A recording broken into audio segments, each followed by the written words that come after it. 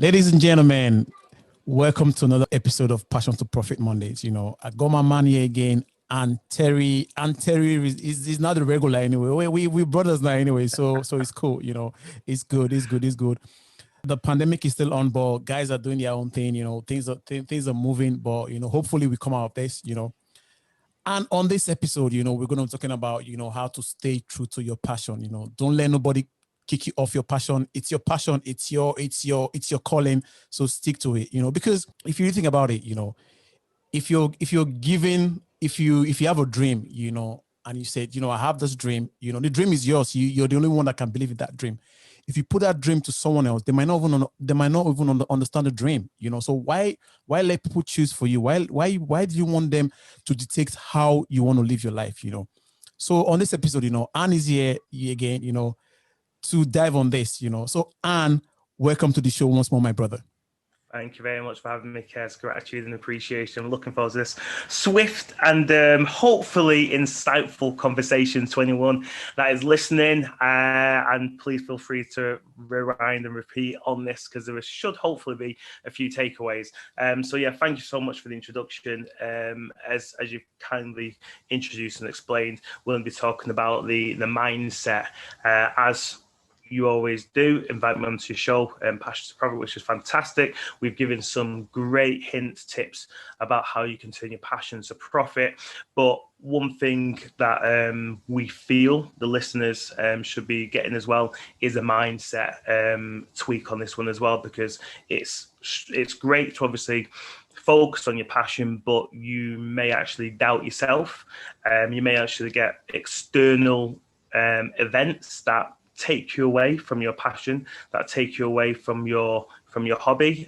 So the main thing is trust yourself. I recently posted on my socials just in black and white, trust yourself. And what I mean by trust yourself is what I say is don't let anyone or anything or anybody make you have to explain, justify or defend your passion. So if you believe that you can be a singer, dancer, painter, artist, footballer, whatever it may be, you need to stay true to yourself and you need to trust yourself and trust the process.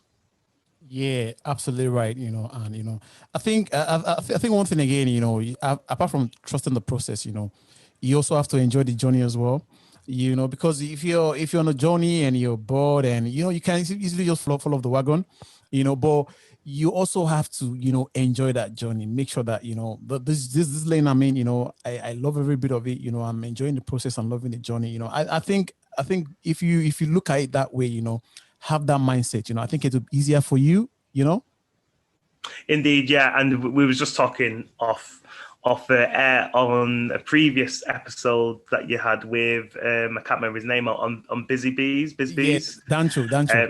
Yeah, really, really good episode, and you should be directing people to watch that as well. That's really good.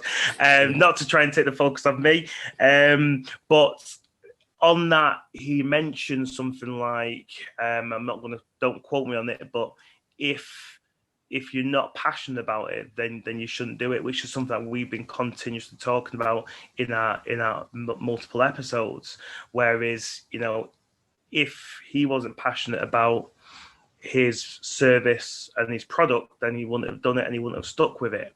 So for anyone that you are, if you feel like you're going to be an entrepreneur, solopreneur, or if you just want that side hustle, whatever that may be, you have to truly have that passion for it, because again, he mentioned, Dancho mentioned as well, being a roller coaster, and I've used this saying for showing me age now, probably about 15 years, the roller coaster of pain, because I've been in sales for close to 20 years now. I remember in one of the offices, I likened the recruitment sales process as a roller coaster of pain, meaning it's just up and down. 1 minute you're up because it's going really well, you've got clients, you've made the deal, you've got commission coming through, and then maybe 3 weeks later, that candidate hands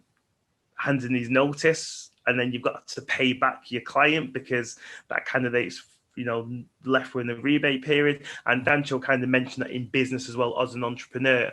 So you have your ups and downs as well. So when you're starting something, you need to make sure you're truly passionate about it, because if you're not, you're just going to give up on maybe not the first hurdle or the second hurdle, but the third and fourth, you probably will give up. Or not only that, as I mentioned, the external events. It could be your partner, it could be a family member, brother, sister, uncle, auntie, mother, daughter, whoever it is, maybe saying, well, why are you doing this? Why are you doing this? You keep failing. Why are you doing this? But what they don't know is you have to trust yourself. You have to trust the process. We won't have the Richard Branson, the Elon Musk, various other business moguls out there if they just failed at the first hurdle, the second. Most of these business owners that we all love today, we feel it's come easy to them, but most of these guys have been bankrupt or been close to becoming bankrupt and had multiple failures as well. So it's one of these things where the mindset is key. And a great takeaway is, if you want to get into that business that you're passionate about, or that service that you're passionate about, what I would do is get the playbook. The easiest way to get the playbook is to see if that business mogul has a book, autobiography, and you basically just purchase their book and just read through their story, and pretty much they'll be giving you the information on how they did it to why. Everyone now, from footballers to UFC fighters to business people, they've all got a book. They've all had a book written for them. So you just purchase it and use it. Yeah, and to mention, you've mentioned something about bankruptcy and having that shortcoming as well.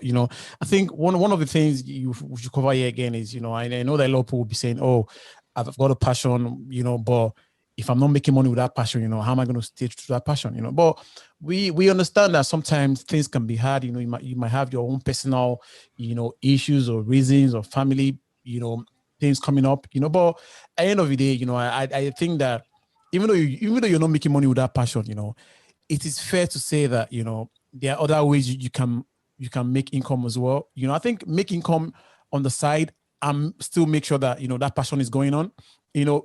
Take me for example. I'm doing this podcast. It's a passion to me. Now I can say it's a passion to me. Because I'm doing it for free, no monetization, no money, nothing. I'm not getting anything from it, but I've invested over $3,000 in doing this. Not even the money aspect of it, the time as well. The time is so important.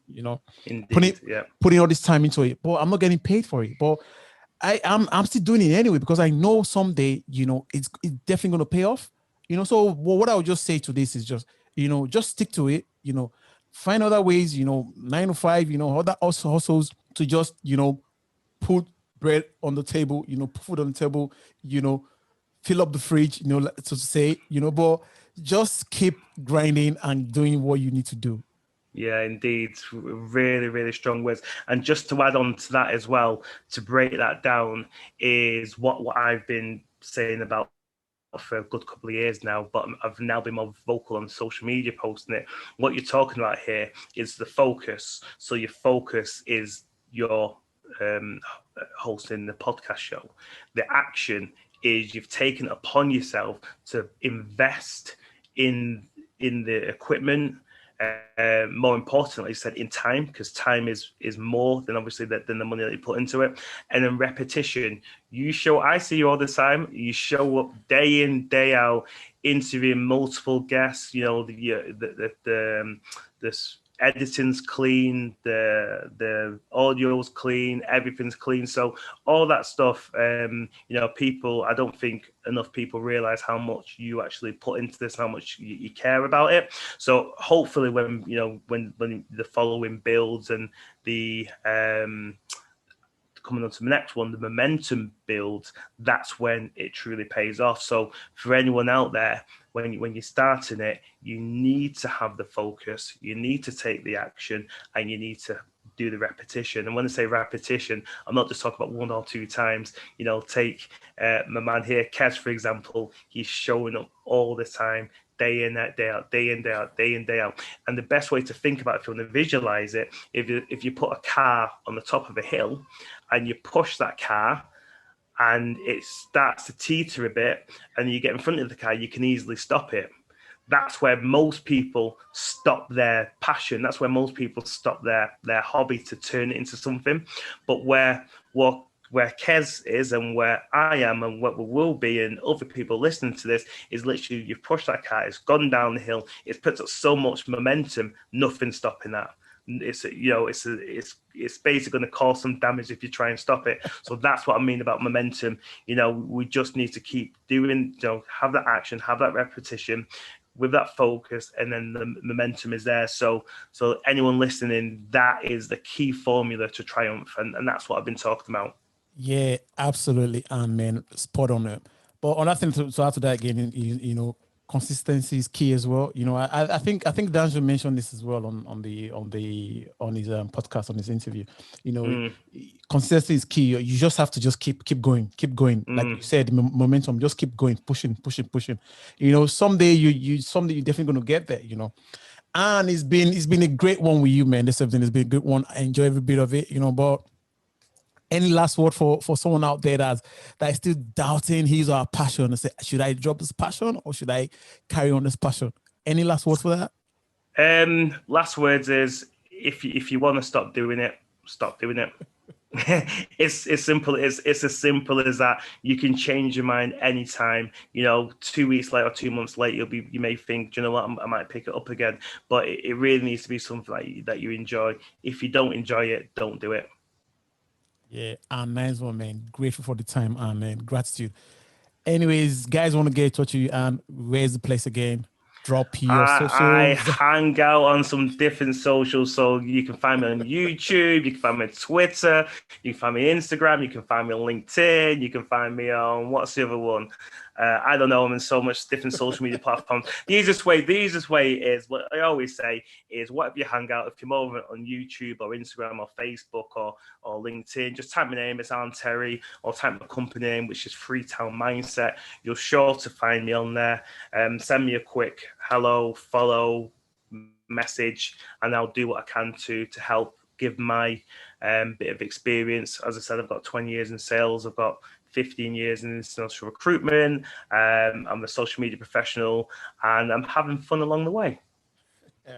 Yes, indeed. And if you want to get in touch with us, you know, is anything, ask the pros. You know, ask the pros. We're everywhere: Instagram, Facebook, YouTube. You know, and you can find me on LinkedIn as well, on Instagram as well. Kesena, you know, everyone. You know, so Anne, it's been great, man. Nice one, brother. Thanks. Thank you.